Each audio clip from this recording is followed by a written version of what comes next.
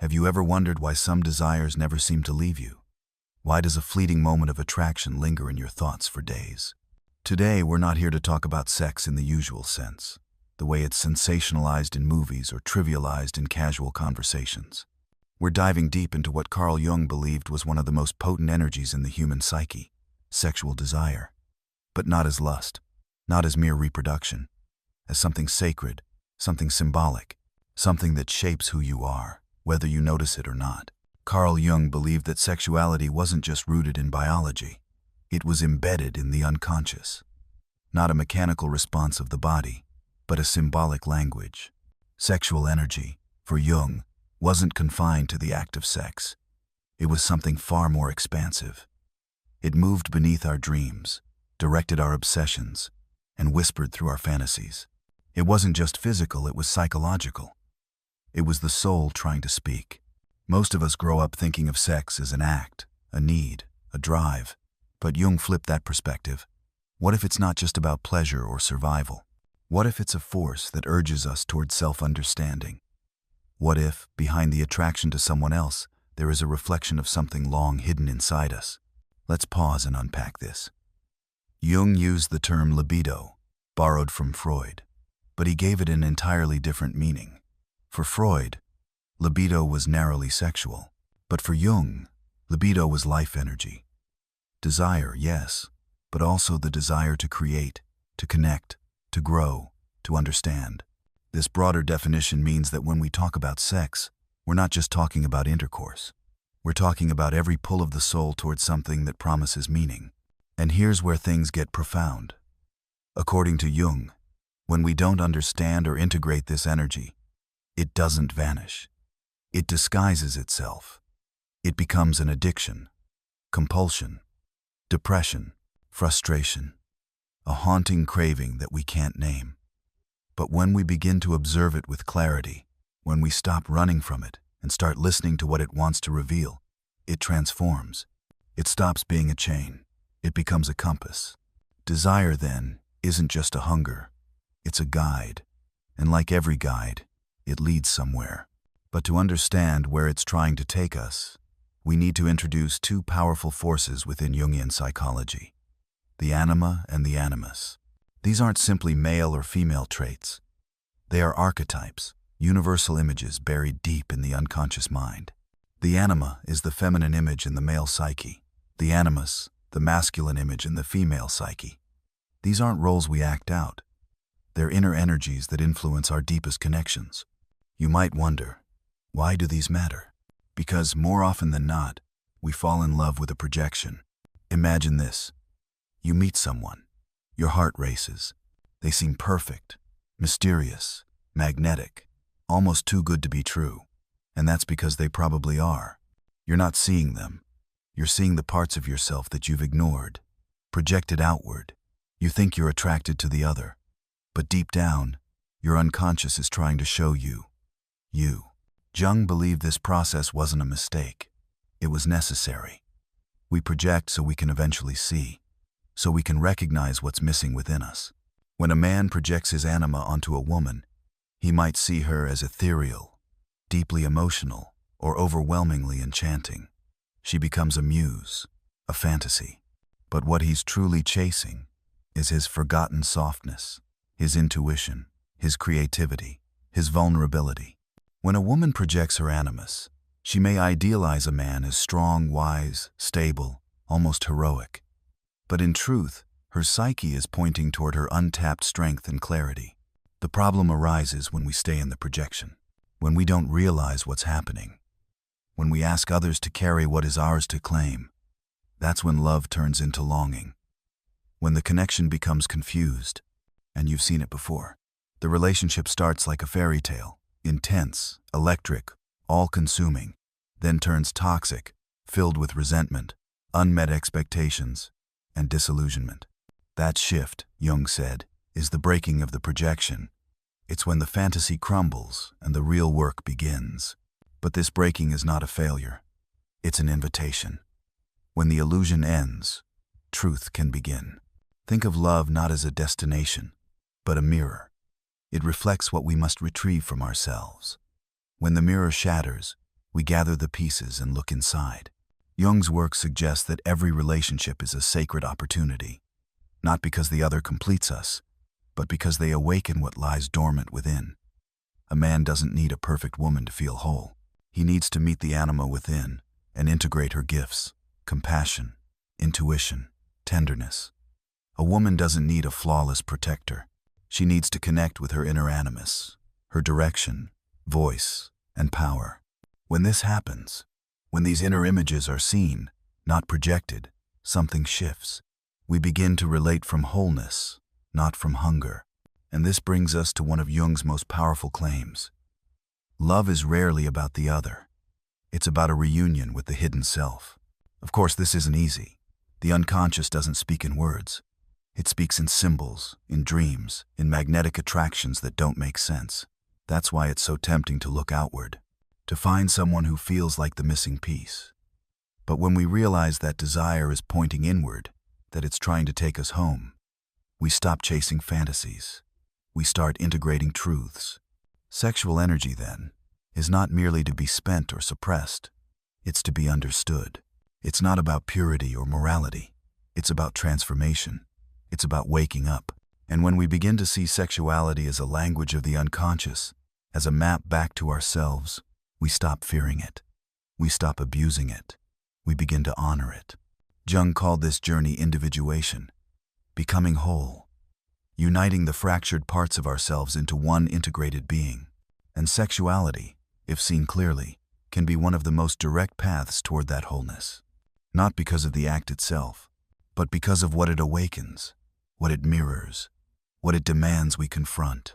To walk this path, however, we must step into the next realm, the realm of the shadow, the place where desire hides when it's been denied, where longing turns into shame, where fantasies fester into fear.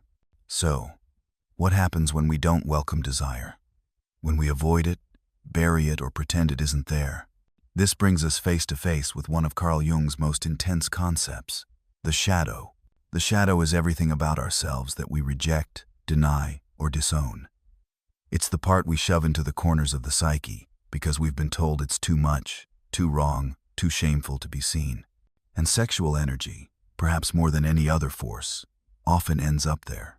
From childhood, many of us are taught that desire is bad, that wanting is wrong, that sexuality must be hidden, filtered, or completely silenced. It's sinful, it's dangerous, and so we push it down.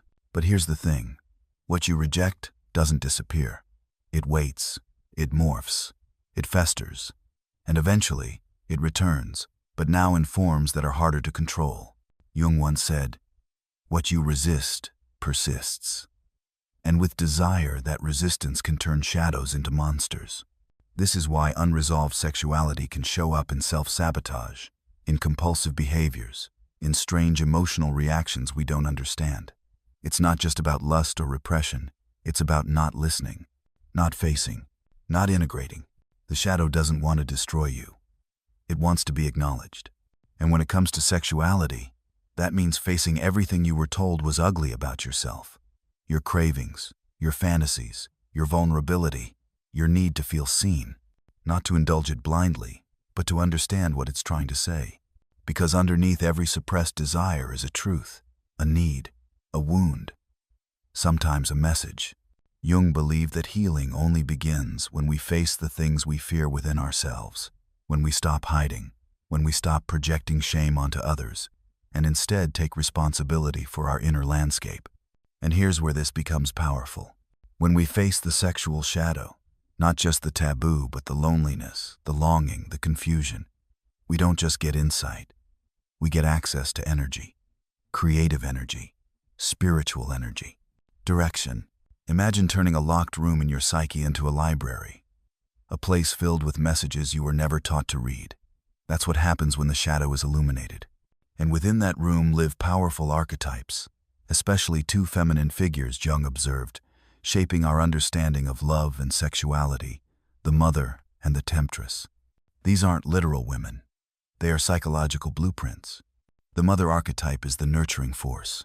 She protects, soothes, and gives unconditional emotional safety. In myths and dreams, she's often seen as the caretaker, the shelter, the all-giving earth. We see her in religion, in culture, in relationships. She's the one we run to for comfort. But if this archetype dominates, she can become smothering, overprotective, a figure that suffocates growth in the name of care. And when men unconsciously project this onto women, they don't seek partners, they seek saviors. A woman who will absorb their pain, restore their confidence, and mother them emotionally. That's not love, that's regression. The temptress, on the other hand, represents raw desire, sensuality, creative fire. She disrupts the comfort. She awakens. She dares. She doesn't play safe. And that's exactly why she's been feared and demonized across history. In myths, she appears as Lilith, as Eve, as the siren, figures that challenge the masculine order, not with violence, but with untamed magnetism. This figure lives in women and in men's projections of women. She represents the part of us that wants to feel alive, to break out of emotional numbness and experience intensity. But when the temptress is repressed, we label her dangerous. We try to cage her, and in doing so, we cage ourselves. Jung's insight was radical. Both archetypes are necessary. They are two sides of the feminine, nurture and fire, safety and risk, comfort and transformation. One heals, the other awakens. And this duality exists in every person, not just women. In men, these archetypes are often projected outward. A man may search for a partner who is both a mother and a lover, and feel frustrated when she cannot embody both perfectly. In women, these forces can create internal conflict. Be soft or be wild. Be accepted or be authentic. Be quiet or be seen. But Jung didn't want us to choose. He wanted us to integrate. That means realizing these forces are not opposites. They're complementary. Together, they form the complete feminine within the psyche. The woman who embraces her inner temptress stops apologizing for her sensuality. The man who sees beyond his projected mother archetype begins to parent himself emotionally. They both stop expecting others to complete what must be claimed within. When this awareness enters our relationships, something shifts. We stop playing roles. We start building real connections. And that's why Jung's vision of sexuality is not about performance or technique. It's about depth, about awakening to the parts of ourselves we never fully met. So, how do we bring all this into real life? Jung offered a symbol for this journey: the sexual hero. We don't confuse this with the alpha male myth or some glamorous femme fatale. The sexual hero is not the conqueror of others, but of self. This is the one who walks into their desire, not to be consumed by it, but to understand it. The one who does not run from temptation, but uses it as a lantern into the soul. The sexual hero faces the shadows, the projections, the illusions, and returns changed. This person doesn't repress or idealize sexuality. They transform it. They don't ask, "How can I satisfy myself?" They ask, "What is this fire trying to teach me?" Because desire isn't always about getting. Sometimes it's about remembering. Remembering what's been lost, what's been buried, what needs to be reclaimed, not from another, but from within. You may have seen this in your own life. The same kind of partner keeps appearing. The same relationship patterns keep repeating. Jung would say, that's the call of the inner journey. That's life pushing you to wake up, to stop blaming others, to start integrating the parts of you that are still split. Because when you do, when you embrace your projections, confront your fantasies, accept your shadows, desire stops being a storm. It becomes a compass. And this compass doesn't point toward external fulfillment. It points home. In the final part, we'll explore what happens when this energy is fully awakened, how it moves beyond the body, and becomes a sacred force for creativity, purpose, and spiritual growth. When sexual energy is no longer repressed, projected, or misdirected, when it is finally seen for what it truly is, something extraordinary happens. It transforms, not into something holy by the standards of society, but into something sacred in the language of the soul. Carl Jung called this metamorphosis individuation, the lifelong journey of becoming whole. Sexuality, when approached with awareness, is not a detour on this path. It is the path, a bridge between the unconscious and the conscious, between instinct and spirit, between the raw fire of desire and the serene flame of wisdom. Think about it this way. Sexual energy is primal, yes, but that's what makes it powerful. And power, when unconscious, is dangerous, but when held with intention, it becomes light. The same force that once led us into confusion can become the very energy that leads us into clarity. Jung believed that sexuality wasn't meant to be denied. It was meant to be elevated, and to elevate it, we must first pass through it. Through the illusions, the projections, the shame, the compulsions. We must go into the fire and return not scorched, but illuminated. This is why so many ancient traditions, from tantric philosophy to mystical Christianity, viewed sex not as sin but as a symbolic ritual. It was never just about two bodies. It was about two psyches mirroring one another, about using pleasure not just to escape, but to enter the self, enter the mystery, enter the place where ego dissolves and essence speaks. Modern culture has lost this lens. Today, sexuality is everywhere and nowhere. It's commercialized, aestheticized, and reduced to performance. But Jung's psychology cuts through the noise.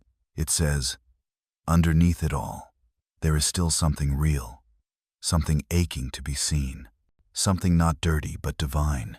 Because when you approach sexuality consciously, you begin to notice its fingerprints on everything.